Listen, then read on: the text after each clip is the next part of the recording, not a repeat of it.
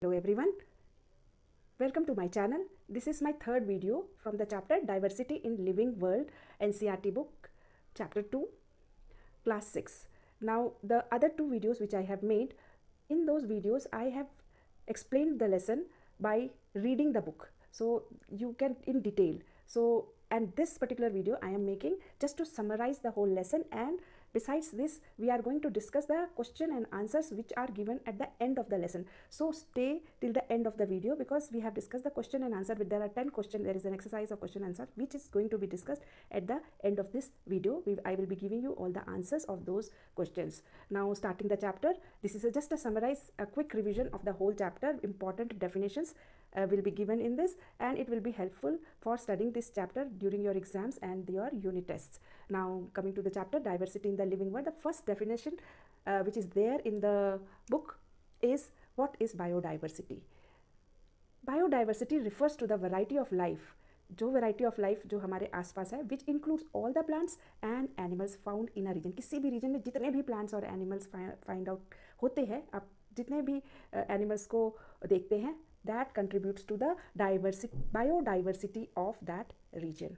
So this is the definition of biodiversity. Now next thing is grouping. The next topic which we are going to study is grouping. The method of arranging plants and animals into groups based on their common feature is called grouping. It makes the study of plants and animals easier. Now see, if you group these plants and animals, then what we can do is we can study them as a group. Otherwise if we take one plant and then study all about that common features, या क्या क्या features हैं उसके अंदर, या कहाँ पर survive करता है वो plant, ये ऐसे हम अकेले अकेले पढ़ेंगे तो it will take a lot of time. So it is important to group the plants and animal so that we can study them group wise. It will be easy. Like I have earlier also explained that it like animals, जब आप छोटे थे तो domestic animals and wild animal, ऐसे दो animals के बारे में आपने पढ़ा था. नाउ यू नो कि डोमेस्टिक एनिमल पालतू जानवर होते हैं, वाइल्ड एनिमल जो जंगल में रहते हैं. ऐसे नहीं, हमें एक एक एनिमल पकड़ के आपको नहीं बताते कि शेर जंगल में रहता है, चीता जंगल में रहता है, पर cat is a domestic animal, तो वो हमारे सराउंडिंग्स में ही रहते हैं. सो इस तरीके से it becomes very easy for us to study. So this is the purpose of grouping. And one more thing I want to tell you children, that each member in the biodiversity of a region has different role to play. For example, tree provides shelter to some birds and animals, while animals help in spreading seeds after eating fruits. तो ये जितने भी plants और animals किसी भी surroundings में रहते हैं, वो आपस में एक दूसरे पे dependent होते हैं. जिस तरीके की trees जो है, they provide shelter to birds and animals, जबकि animals को trees से क्या मिल जाता है? Shelter का मतलब उनका घर होता है, birds का घर होता है, animals को भी उससे shade मिलता है. वो उनके जब फ्रूट खाते हैं तो उनके फ्रूट्स को इधर उधर स्प्रेड कर देते हैं ताकि वहाँ पे एक नया ट्री आ जाते. तो इस तरीके से both are dependent on each other. Now we will see that how we can group plants on the basis of height and nature of stem. According to this, the plants can be grouped into herbs, shrubs and trees. तो सबसे पहले हम study करेंगे herbs के बारे में. You can see I have put up 2 pictures of herbs. Tulsi is example of herb, and tomato is also an example of herb. The herbs are short-sized plants with soft green flexible stem. They are short-sized plant with soft green flexible delicate stem. So if you see the plant of a tomato, you can see in the picture, they are very short height. Similarly, Tulsi also. So they are short in height, and their stem, this is the stem which is soft green and flexible. If you try to bend it, it will bend towards this side or this side. So it is flexible and delicate stem. Is that clear now? So what are herbs? Herbs, जब आप कहीं भी nature walk के लिए जाते हैं या nature में जाते हैं, आप देखोगे कि बहुत सारे प्लांट्स हैं. कुछ प्लांट्स बहुत शॉर्ट साइज़ के हैं जिनकी की जो स्टेम होती है वो सॉफ्ट एंड ग्रीन होती है, जो कि फ्लेक्सिबल होते हैं, और डेलिकेट स्टेम होती है. ऐसे बहुत सारे प्लांट, उसमें से 2 एग्जाम्पल तुलसी और टमाटो के I have given to you. You can see tulsi plant also. I have a picture of a tulsi plant जो कि आप बहुत कॉमनली आपके सराउंडिंग्स में फाइंड आउट कर सकते हैं. यहाँ पे देखो, इसकी भी स्टेम कैसे कलर की है? ग्रीन कलर की है तुलसी की. और अगर हम ये देखते हैं कि इसका जो स्टेम है वो फ्लेक्सिबल है, इसके स्टेम को हम इस तरफ हल्का हल्का सा मोड़ सकते हैं. ये जो स्टेम है ग्रीन कलर की, और इनकी जो हाइट है वो शॉर्ट है. कैसी है? शॉर्ट हाइट है. So the next one comes the shrubs. Now what are shrubs? These are medium sized These are medium-sized woody plants taller than herbs. Starts branching very close to the ground. Their stem are hard but not as thick as trees. For example rose and hibiscus. आप देखो इनकी stem का characteristic देखेंगे. अभी हम stem के characteristic के basis पे प्लांट्स को ग्रुप करने की कोशिश कर रहे हैं. पहला वाला ग्रुप जो था वो हर्ब्स का था, जो कि बहुत शॉर्ट साइज था, सॉफ्ट ग्रीन स्टेम था और फ्लेक्सिबल एंड डेलिकेट स्टेम था. Now next one is these plants are, जैसे हर्ब तो बड़े छोटे थे, अब ये जो होते हैं मीडियम साइज के होते हैं. Medium sized woody plants taller than. Woody plants मतलब थोड़ा सा इनका जो स्टेम होता है वो थोड़ा सा वुडी होता है, ब्राउनिश कलर का होता है, थोड़ा हार्ड होता है. Woody plants taller than the herbs. Herbs से ऊंचे होते हैं हाइट में.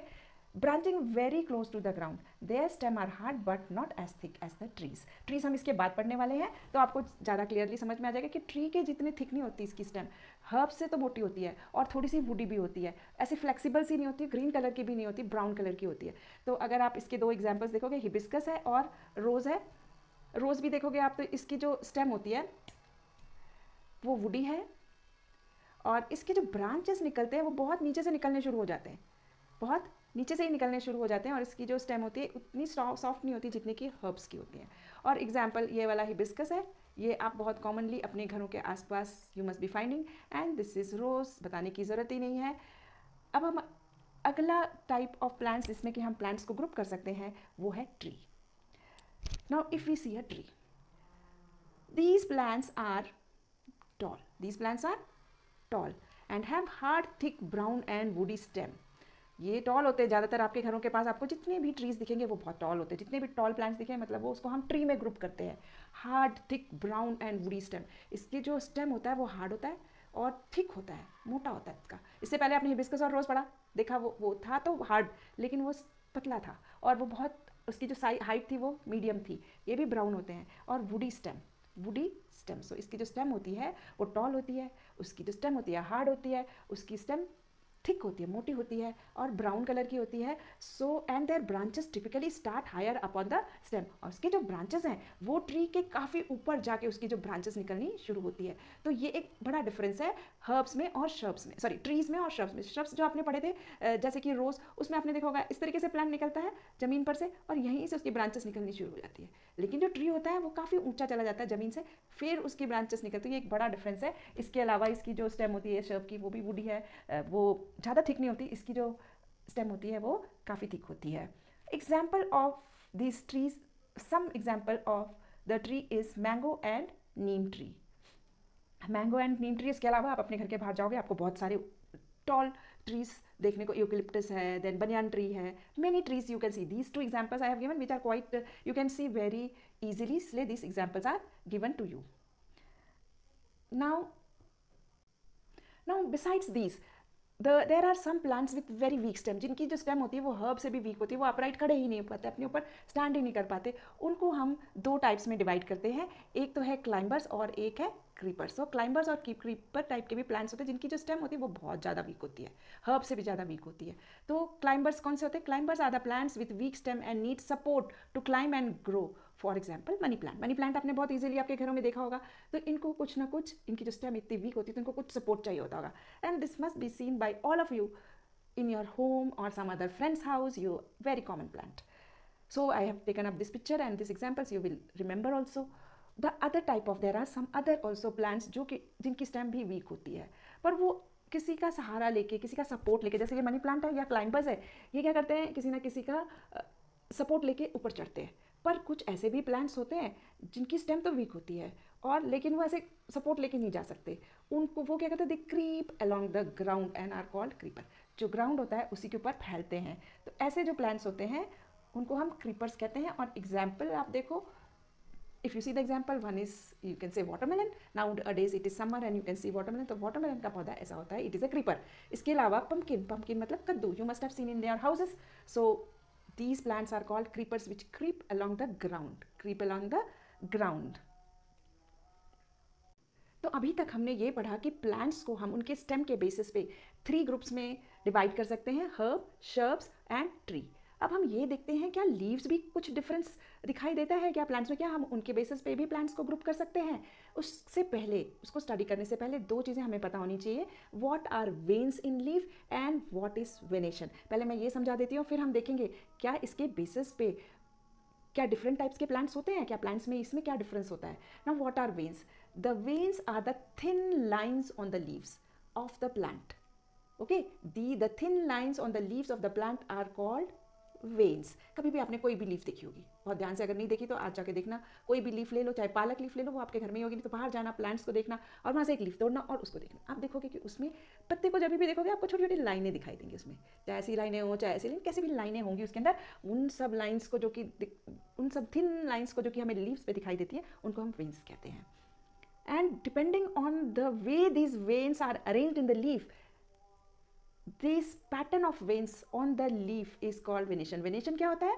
Pattern of leaf. किस पैटर्न से ये वेन्स लीफ के ऊपर अरेंज है उसको हम वेनेशन कहते हैं. Now comes, there are two types of venation. First type of venation is reticulate venation. In reticulate venation, a pattern where veins of the leaves form a net-like or web-like pattern on both the sides of thick middle vein. This pattern is called reticulate venation. For example hibiscus, tulsi, radish, इन सारे plants में हमें reticulate venation मिलता है. अब reticulate venation क्या होता है आप इस पिक्चर से समझो. If you see in this picture you can see a thick mid vein. एक आपको थिक मिड वेन दिखाई देती है और उसके आसपास आपको बहुत फाइन फाइन वेन्स दिखाई दे रही हैं. ऐसे लगता है एक नेटवर्क बना हुआ है, नेट लाइक है, वेब लाइक है, जैसे स्पाइडर की वेब होती है ना, बहुत सारी वेन्स दिखाई देती हैं. तो this is called reticulate venation और examples है hibiscus, radish and tulsi. Now the next type of venation which you find in leaves is parallel venation. In some leaves we see that the veins run parallel. This pattern is called parallel venation. This pattern is called parallel. This type of, थोड़ा सा यहाँ पे typing mistake है, is called parallel venation. Example, grass, banana, maize and wheat. So बनाना का leaf देखा होगा. ये देखो आप, ये पिक्चर है, इस पिक्चर से आप समझने की कोशिश करो. ये इसमें देखो एक इधर बहुत सारी, एक तो चलो मिड रिप आ गई, इसके अलावा देखो सारी की सारी बारीक बारीक, कैसे नेट जैसी नहीं है या वेब जैसी नहीं है. इसमें क्या सीधी सीधी सीधी सीधी सीधी लाइनें हैं. बहुत सारे आपने जैसे ये बनाना लीफ देख लिया. कई बार आप बहुत ध्यान से अगर बाहर जाओगे स्टडी कर, ग्रास को देखो, ग्रास में कैसा रहेगा, सीधी सीधी लाइनें होंगी ऐसे ऐसी. आज जाना तो आप नीचे देखना कि इस टाइप की जो वेनेशंस होती हैं, जो वेन्स होती हैं लीफ में, उनको हम पैरेलल वेनेशन कहते हैं. और एग्जाम्पल इस banana, maize, wheat, grass, you can write grass also as an example. अब पहले तो हमने पढ़ लिया स्टेम के बारे में कि हम प्लांट्स को कैसे ग्रुप कर सकते हैं, उनके बेसिस ऑफ स्टेम के बारे में. That is we can group the plants according to the type of stem they have, herb, shrub and trees. उसके बाद हमने एक और कैरेक्टरिस्टिक्स प्लांट में पढ़ लिया, that is the venation in the leaves. एक तो रेटिकुलेट वेनेशन हुई जो कि एकदम वेब जैसी होती है जिसपे वेन्स, और एक हो गई पैरेलल वेनेशन, हमने ये पढ़ लिया. अब हम पढ़ते हैं कि प्लांट्स में जो रूट्स होते हैं वो भी क्या डिफरेंट टाइप्स के होते हैं. तो yes, there are two types of roots found in the plant. एक होता है टैप रूट और दूसरा होता है फाइब्रस रूट. तो टैप रूट क्या होता है? These type of root consist of one main root and small side roots arising from the main root. आप देखोगे जो टैप रूट होता है उसको अगर आप ध्यान से देखोगे, जिस भी बहुत जो नीचे जाकर आपके घरों में जाकर नेचर वॉक पे जा, इस तरीके से एक मेन रूट होती है. आप कुछ एक जब जैसे बारिश हो जाती है, मिट्टी गीली हो जाती है, तो आप एक आधा छोटा वाला प्लांट अपरूट करके देख सकते हो और उसके बाद उसको आप लगा भी सकते हो वापस. एक मेन रूट निकल रही होती है उसमें से और उसके साइड साइड में से ऐसी बारीक बारीक सी रूट्स होती हैं. तो इस टाइप के जो सिस्टम ऑफ रूट्स होता है जिन भी प्लांट्स में होता है उसको हम टैप रूट सिस्टम कहते हैं. और उसके जो एग्जांपल्स है hibiscus, radish and tulsi. What are the examples of tap root? Hibiscus, radish and tulsi. Remember these. Now you can see the picture of a tap root. देखो जैसा मैंने यहाँ पिक्चर बनाया था इस तरीके से है और उसके बाद इसके साइड साइड से रूट्स निकल रहे हैं. लैटरल ब्रांचेस इनको बोलते हैं और फर्दर क्लासेस में आप पढ़ोगे. तो this is tap root. The second type of roots which is found in the plant is fibrous roots. And in these type of roots, roots appear as a bunch of similar sized thin root arising from the base of the stem. तो ये stem है और ये जमीन है और इसके अंदर से एक ही जगह से बहुत सारी रूट सेम साइज की निकल रही होती हैं ऐसे. उसको हम फाइब्रस रूट कहते हैं, जैसे कि ये है. इस टाइप की रूट आप लोगों ने जरूर देखी होगी अनियन में. आपके पेरेंट्स लाते होंगे वो अनियन की, कई बार विंटर्स में यू फाइंड अनियन, और अनियन के नीचे कैसे कैसे छोटी सी रूट्स होती है, फाइब्रस रूट. इस तरीके की फाइब्रस रूट आपको दिखाई देती हैं ग्रास में. सो अनियन है, ग्रास है, देन इसके अलावा मेज है, इसके अलावा you can see in wheat. इन सब में फाइब्रस रूट्स होती हैं. नाउ अब आपने पढ़ लिया कि रूट्स दो टाइप की होती है, टैप रूट और फाइब्रस रूट. लीफ में वेनेशन होती है, parallel venation and reticulate venation. And also you have studied that कि हम स्टेम को 3 टाइप्स में डिवाइड कर सकते हैं on the basis of stem in a plant into herb, shrubs and trees. अब थोड़ा सा हम और कोरिलेशन इसमें फाइंड आउट करने की कोशिश करते हैं. हम ये देखते हैं कि लीफ वेनेशन और टाइप ऑफ रूट में कुछ कनेक्शन है, कुछ कोरिलेशन है.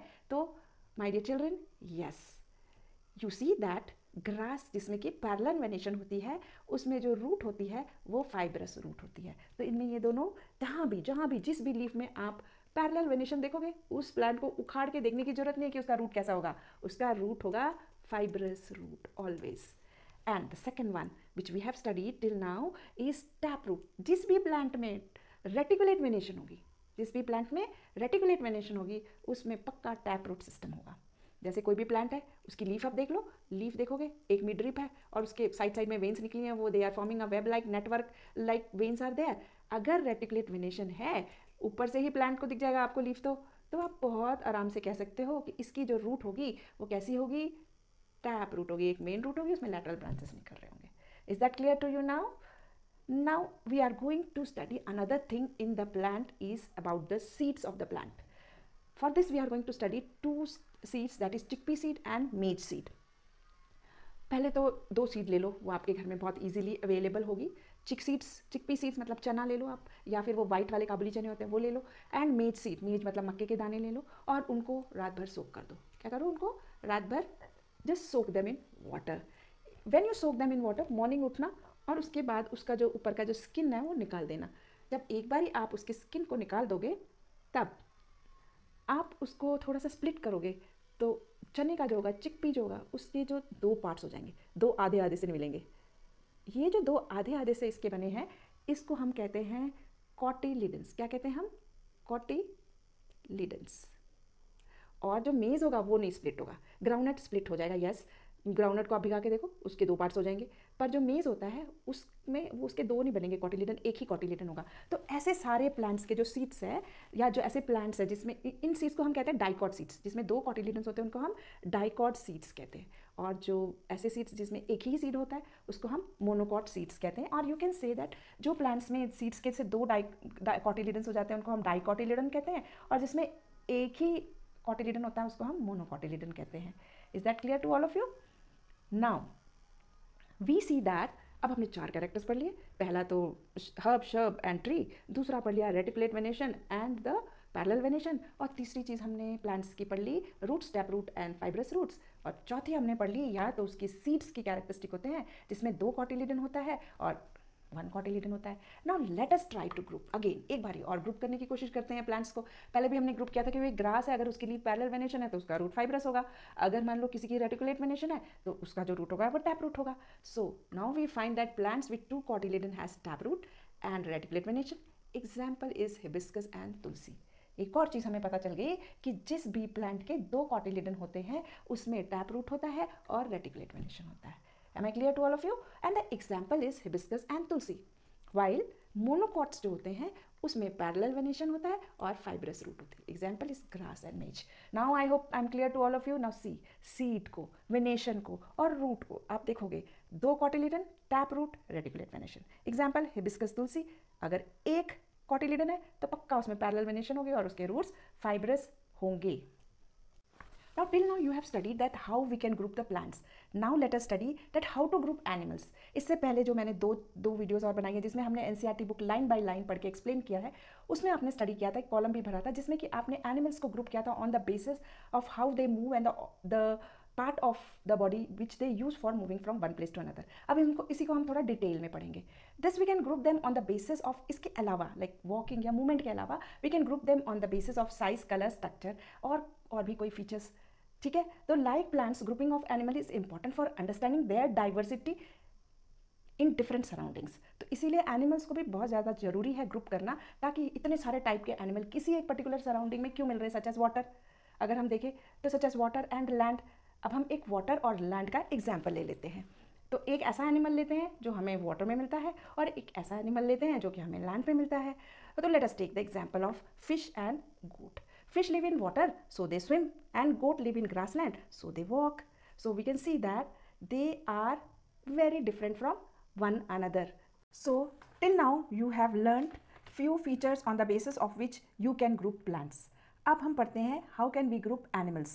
Earlier you have seen that you can group animals on the basis of how they move. आपकी एनसीईआरटी बुक में जब हमने एनसीईआरटी का लेसन लिया था, उसमें एक टेबल भी हमने फिल किया था, in which you see the various ways in which the animals move, they fly, they walk, and the body part which they use for moving. इसी को हम थोड़ा सा और डिटेल्स में पढ़ते हैं, and we can group them on the basis of size, color, structure or any other feature. So we will try to find out these. Like plants, grouping of animal is important for understanding their diversity. Animal in different surroundings such as water and on land. Let us take the example of fish and goat.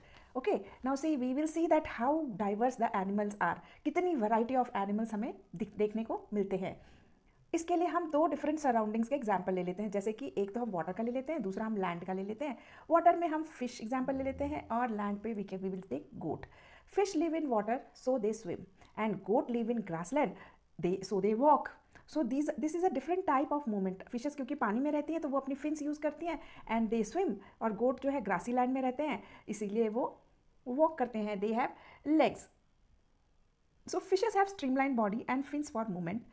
Goats lives in grassy areas and move with the help of leg. We see that size and shape of the animals also differ.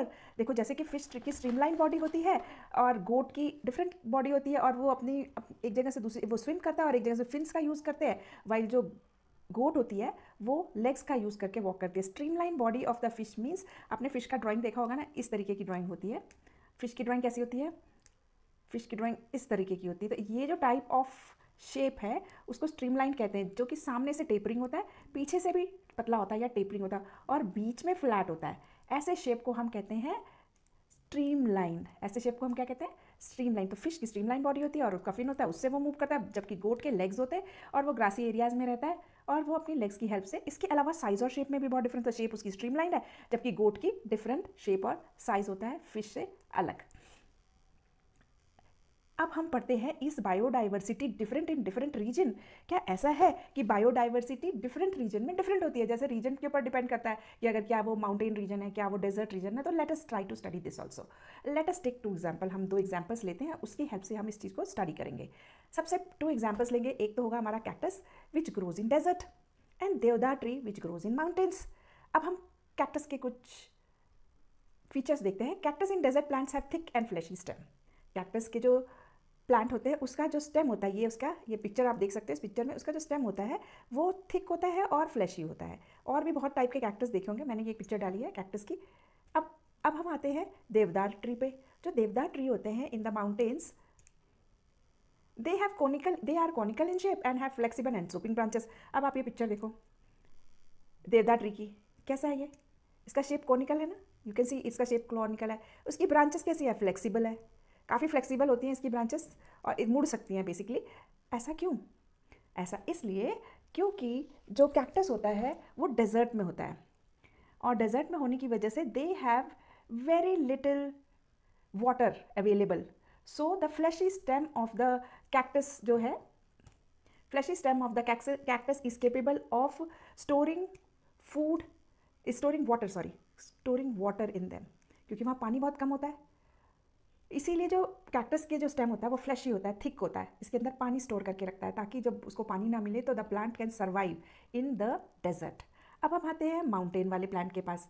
जो mountain plants होते हैं, जैसे ये देवदार का plant है, इसको अगर हम देखते हैं तो ये कैसा रहता है? कॉनिकल शेप होता है और कॉनिकल शेप्ड है. इसकी ब्रांचेस फ्लेक्सिबल है. ऐसा क्यों?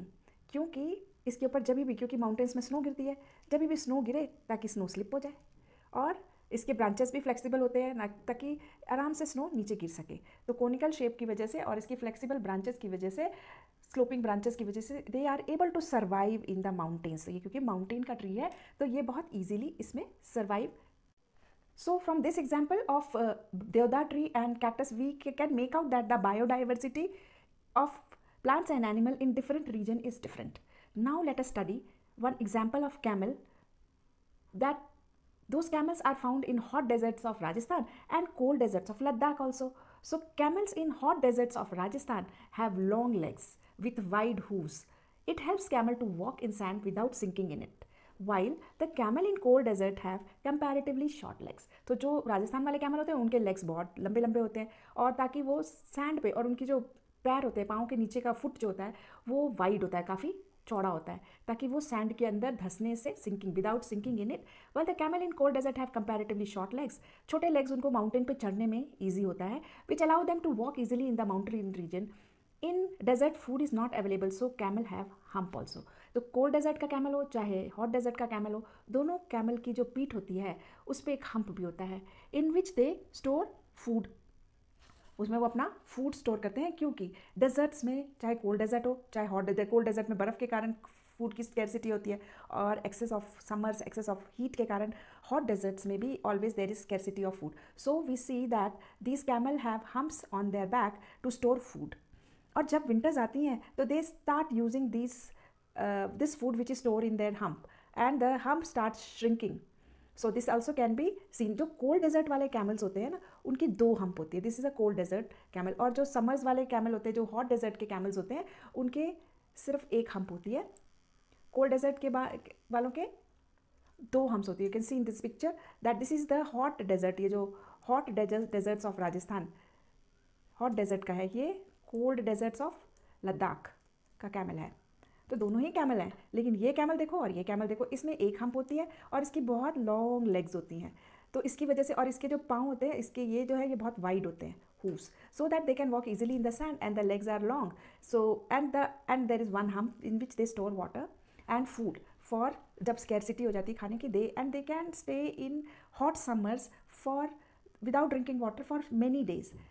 इसके लिए क्या होता है कि they urinate very less, urine बहुत कम करते हैं, इनका जो डंक होता है वो भी बहुत ड्राई होता है और दे डोंट स्वेट ऑल्सो, इनको पसीना भी कम आता है जिसकी वजह से वाटर लॉस नहीं होता। So without water they can stay in hot deserts for many days. Now next is the cold deserts. Cold deserts में the camels are having 2 humps in which they store food. So we see that these camels of winter which are present in Ladakh have 2 humps. और ये जो camels होते हैं they store food in these and during winter season we see that these starts shrinking. क्यों shrink कर रहे हैं? क्योंकि इन्होंने यहाँ से लेकर foods, क्योंकि easily available food नहीं होता, सब जगह बर्फ़ जम जाती है, so they start using the food which is present in these humps. इसके अलावा जो उनका head और neck होता है वहाँ पे बिकॉज वहाँ पे बहुत कोल्ड वेदर होता है तो उनका head to neck they have hairs, head to neck they have hairs to survive in the cold winters. Now let us see another interesting example of a plant which we find in the mountains, that is rhododendrons. So now let us take another interesting example of a plant which we find in the mountains, that is of rhododendrons. जो rhododendrons जो होते हैं उनके जो flowers होते हैं वो बहुत सुंदर होते हैं एंड ये जो rhododendrons होते हैं they are found in the forest of Nilgiri hills as well as in the mountains of Sikkim. They have beautiful bright color flowers. It is seen that कि rhododendrons found in the Nilgiri forest are shorter in height and they have very small leaves. Why is it so? This is because it is to survive the heavy winds on the mountain, while rhododendrons in Sikkim mountains are taller in height. ये भी same plant है जो सिक्किम में है लेकिन उसकी height ज़्यादा है क्योंकि यहाँ पे ज़्यादा विंड नहीं चलती. तो to survive different environments the rhododendrons are having different height in different places. So from here we can see that the same plant exhibits different features in different region to survive conditions of those region. Okay, so they are showing different features of the height. One is taller, one is shorter, though the plant is same. पर क्योंकि उसको वहाँ survive करना उन mountains पे जहाँ बहुत तेज wind चलती है तो they have a shorter height. While the other anywhere else like Sikkim में rhododendrons जो होते हैं उनकी taller height होती है. Let us take one more example of whale and fishes in the ocean. They have streamlined body. पहले भी बताया मैंने to help them to swim. अब ये जो दोनों एनिमल्स का जो हमने एग्जाम्पल लिया है वेल और एक्वेटिक एनिमल्स का, वेल और फिश, अब इनकी जो बॉडी होती है कैसी होती है पहले भी बताया था, स्ट्रीमलाइंड होती है. स्ट्रीमलाइंड बॉडी का मतलब होता है सामने से और पीछे से टेपरिंग है और बीच में से ब्रॉड है. तो इनकी स्ट्रीमलाइंड बॉडी है. क्यों? क्योंकि उनको पानी के अंदर स्विम करना है. For that they are having a special feature of streamlined body. So we see कि किस रीजन में ये प्लांट्स या एनिमल्स हैं उसके हिसाब से उनके फीचर्स भी होते हैं.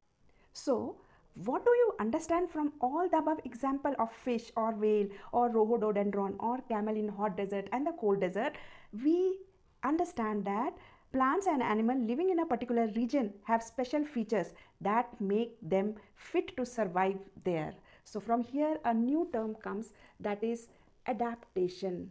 The special features that enables plants and animals to survive in a particular region is called adaptation. Is that clear? जैसे कि वो प्लांट्स जो थे रोडोडेंड्रॉन्स का हाइट में छोटा था, वो स्पेशल फीचर कर लिया उसने ताकि वो उस एनवायरनमेंट में सर्वाइव कर सके. Camels similarly the streamline body of fishes help them to survive in ocean.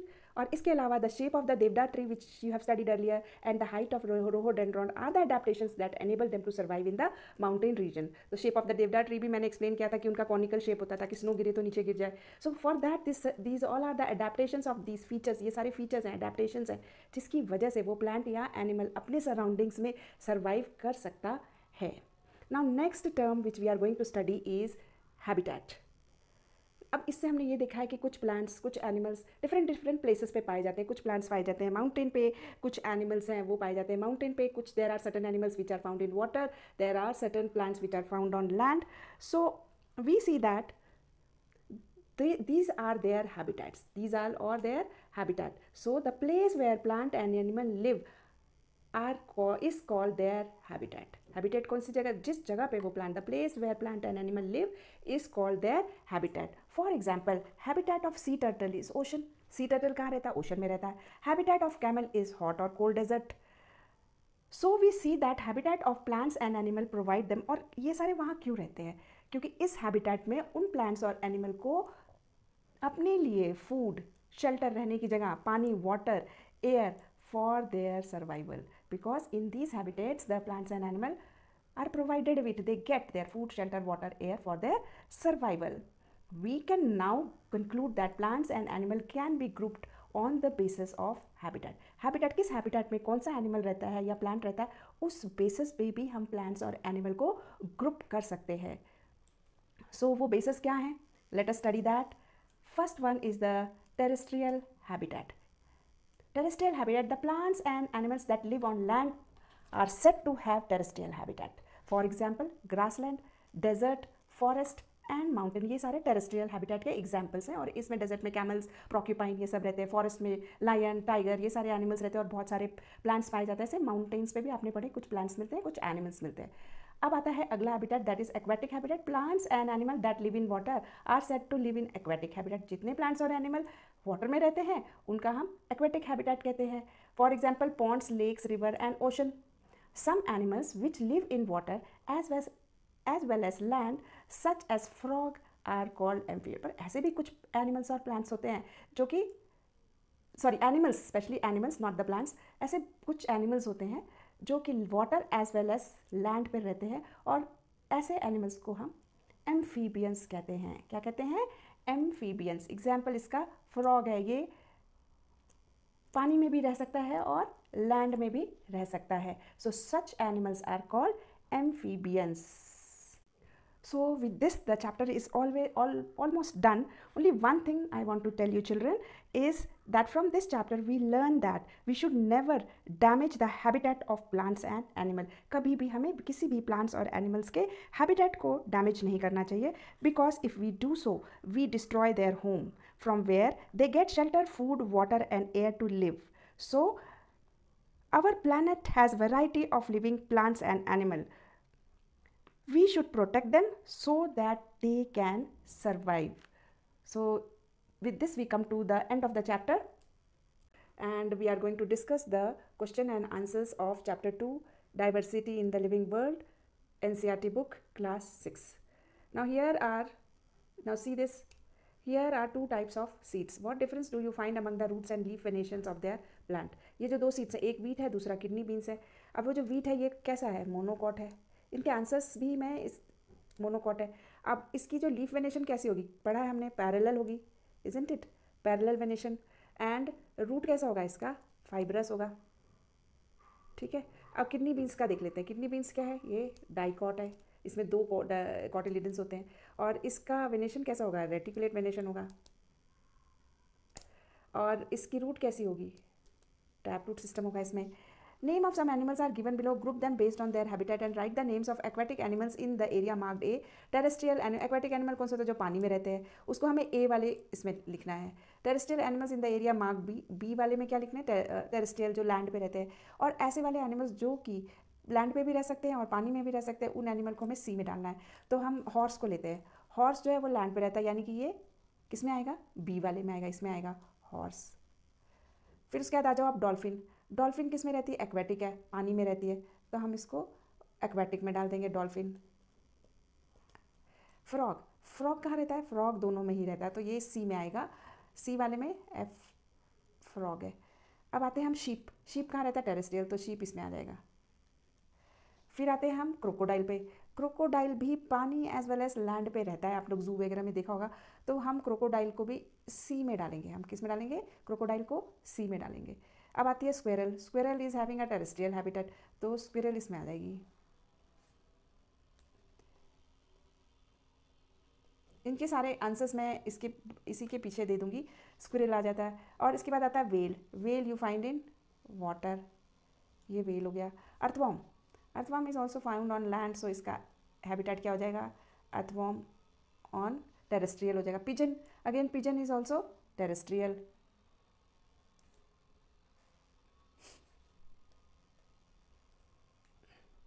Then is tortoise. Tortoise is also terrestrial में ही आएगा. पानी में जो रहता है उसको हम सी टर्टल कहते हैं, तो टॉर्टाइस भी I think will come in terrestrial. It will come in terrestrial. So next we are going to come. Manu's mother maintains a kitchen garden. One day she was digging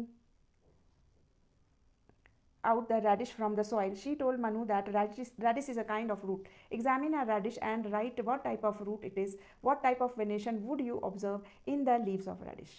अब आप देखो इसके अंदर, अगर आप देखते हो तो radish is the third answer. Radish किस टाइप का रूट है, आप खुद बताओ. Radish will be tap root, you all must have seen radish. उसमें एक मेन रूट होता है रैडिश का. रैडिश को अगर आप देखो तो इस तरीके से उसके ऊपर लीव्स होती हैं, तो और इसमें छोटी छोटी कई बार रूट्स भी दिखाई देती हैं. तो radish is what, radish is tap root, isn't it. So it is tap root. And venation, अब आपको हमने पढ़ाया है वैली टेप रूट जिसमें भी होगा उसमें वेनेशन कौन सी होगी, रेटिकुलेट होगी उसके लीव्स में venation. Okay. Look at the image of goat, the mountain goat and the goat found in the plains. Point out the similarities and difference between them. What is the reason for these differences? Now if we go down, इसके answers मैंने यहाँ ही दे रखे हैं. सो reddish में tap root होता है, one main thick root होता है, उसके अलावा लैटरल रूट्स होते हैं. अब हम ये दो पिक्चर्स देखते हैं और इन दोनों को similarities between the mountain goat and goat found in the plain. Both have horns and hoofs. दोनों ही गोट्स में, mountain goat and the goat found in the plain, both have horns and hooves, both have similar body structure. दोनों देखने में almost same दिखती है. थोड़ी सी जो माउंटेन वाली होती है उसके लेग्स थोड़ा बॉडी भी सिलेंडर होता है, उसके लेग्स भी लिटिल शॉर्ट होते हैं. Now let's go to the difference. Mountain goat has thicker fur and more slender body for climbing and surviving in the cold rocky environment, while plain goats are adapted to milder and flat terrains. अब आते हैं हम question number 5 पे. देखो question number 5 है, group the following animals into 2 groups based on any feature that other than those discussed in the chapter. ये सारे कुछ एनिमल्स के नाम दिए हुए हैं और हमें इन्हें ग्रुप करना है. Cow, cockroach, pigeon, bat, tortoise, whale, fish, grasshopper and lizard. So what we can do is we can group them according to the presence of their backbone और एब्सेंस ऑफ द बैकबोन. देखो इनको हम group कर सकते हैं as vertebrates and invertebrates. Vertebrates वो होते हैं जिनकी बैकबोन होती है और इनवर्टिब्रेट्स वो होते हैं जिनकी बैकग्राउंड नहीं होती है. तो vertebrates those who have backbone और स्पाइनल कॉर्ड, ये हम कट कर देते हैं. Cow, pigeon, bat, tortoise, whale, fish, lizard. Invertebrates जिनकी बैकबोन नहीं होती है वो हो जाएगा cockroaches and grasshopper. Okay. Now coming to the question number 6. As the population grows, the people want more comfortable lives. Forests are being cut down to meet various needs. How can this affect our surrounding and how do you think we can address these challenges? जैसे जैसे population बढ़ रही है हम लोग सारे जंगल, पेड़, forest सब काट कूट के उसमें घर बनाते जा रहे हैं अपने सराउंडिंग्स में. How do you think we can address this challenge? How is it affecting? पहली बात तो हमारे सराउंडिंग्स को कैसे अफेक्ट कर रही है और दूसरा हम इसको कैसे ठीक कर सकते हैं. अब इसका आंसर होगा कि ये जो हो रहा है उसका इफेक्ट जो होगा डिफॉरेस्टेशन, जंगल खत्म हो जाएंगे, that can lead to the loss of biodiversity of the region, उस रीजन की बायोडाइवर्सिटी धीरे धीरे खत्म होती जाएगी, जिसकी वजह से बहुत सारे प्लांट्स और एनिमल एक्सटिंक्ट होना शुरू हो जाएंगे, सॉइल इरोजन होगा, मिट्टी सारी खराब हो जाएगी, climate change, we can see that climate change also will be there. अब इसका सोल्यूशन क्या है? इससे तो हमें ये 3-4 चीज़ों का नुकसान होगा, एक तो डिफॉरेस्टेशन, फॉरेस्ट कम हो जाएंगे, सॉइल इरोजन हो जाएगा, क्लाइमेट चेंज हो जाएगा। Solution, reforestation, making awareness, strict environmental regulation. एक तो फॉरेस्ट लगाओ, पेड़ लगाओ, लोगों में अवेयरनेस जगाना है कि इससे हमें कितने लॉस होने वाले हैं, सॉइल इरोजन वाला है, क्लाइमेट चेंज हो जाएगा, बायोडाइवर्सिटी लॉस हो जाएगा, डिफॉरेस्टेशन की वजह से हमारी एयर खराब हो जाएगी, तो ये वेदर क्लाइमेट चेंज आएगा, इसकी अवेयरनेस लानी है। इसके अलावा हमें strict environmental regulation should be there from the government so that these all things can be protected. अब हम आते हैं 7th क्वेश्चन पे। 7th क्वेश्चन है, analyse the flow chart, what can be the examples of A and B. एक plant है क्या है? Yes. Does it have leaf, क्या उस प्लांट में लीफ है? Yes. Does it have reticulate venation? No. एक ऐसा प्लांट है, एक तो वो प्लांट है, उसके बाद उसमें लीफ है, यस है, पर उसकी जो लीफ है उसमें रेटिकुलेट वेनेशन है, तो कहता है नहीं है रेटिकुलेट वेनेशन। एक ऐसा प्लांट है जिसमें रेटिकुलेट वेनेशन नहीं है, एक ऐसा प्लांट है जिसमें रेटिकुलेट वेनेशन। आप इन दोनों प्लांट्स के नाम बताने हैं, तो let us go and see the answer for it. Plant A is dicot plant, और उसके वो प्लांट किसी का कोई भी प्लांट हो सकता है, डाइकोट प्लांट 2 एग्जाम्पल मैं दे देती हूँ, तुलसी एंड हिबिस्कस, या तो वो तुलसी हो सकता है, हिबिस्कस होता है, इसके अलावा मैंगो भी हो सकता है, नीम भी हो सकता है, जो भी डाइकोट प्लांट है उसका कोई भी चीज़ हो सकता है। बी प्लांट जो है वो है मोनोकोट प्लांट, क्योंकि उसमें रेटिकुलेट वेनेशन नहीं है, तो वो हो सकता है बनाना, वीट, मेज, anything, it would be grass also. So this is the answer for 7. Now let us take up the question 8. Raj argues with his friend Sanjay that hibiscus plant is a shrub. What question can Sanjay ask for clarification? अब राज संजय को बताता है कि जो hibiscus है वो shrub है। अब ये संजय उससे क्या क्या क्वेश्चन पूछ सकता है, तो वो क्वेश्चन हमें लिखने हैं। सो यहाँ पे थोड़ा सा मिस्टेक है, ये हिबिस्कस इज अ shrub है।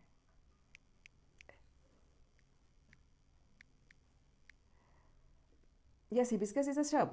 Now, does hibiscus have multiple branches growing? हमने इसकी प्रॉपर्टीज पढ़ी है ना shrub की पहले भी, so क्या उसके मल्टीपल ब्रांचेस हैं growing from the base? Question पूछ सकता है वो। How tall is hibiscus? Medium size है। एंड इस हिबिस्कस प्लांट स्टेम वुडी, क्या उसका स्टेम वुडी है? यस। तब अगर ये सारी चीज़ें हैं तो यानी कि वो हिबिस्कस श्रब है। Now coming to the 9th question. Based on the information in the table find out example of these plants from each group. अब इनके कुछ कुछ एग्जाम्पल लिखना है। ए डाइकोट है, टाइप ऑफ सीड उसकी डाइकोट है और उसका रूट टैप रूट है, तो उसका कुछ एग्जाम्पल लिखना है। बी मोनोकोट है, फाइब्रस रूट है और उसका एग्जाम्पल लिखना है। Now we go for the answer. Now dicot है, टैप रूट है, तो बट नेचुरल ए जो होगा वो हो सकता है tamarind, pea, beans, mango and pumpkin seeds, कुछ भी हो सकता है वो।